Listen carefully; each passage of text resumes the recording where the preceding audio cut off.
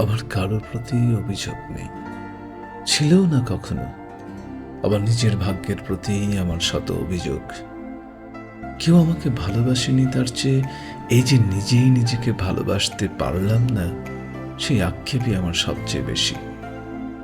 কেউ আমাকে কষ্ট দিলে অবাক হই না, বরং কেউ ভালোবাসা দেখালে, মায়া করলেই এখন সবচেয়ে বেশি অবাক হই, ভয় পাই। কেন যেন এসব কিছু পাওয়ার ঠিকঠাক যোগ্য নিজেকে মনে হয় না। নিজেকে ভালোবাসতে পারেনি তো, তাই হয়তো বা। অভিযোগ, অভিমান, অধিকার কারোর প্রতি কিচ্ছুটি নেই। রোজকার অযত্নে বেড়ে ওঠা আমার দুঃখ, ক্লান্ত ভেজা চোখ, ম্লান হয়ে যাওয়া স্বপ্ন, একটা শূন্য হৃদয়, এসব আমি নিজের মাঝেই লুকিয়ে বাঁচি। আমি নিজের মতো বাঁচি।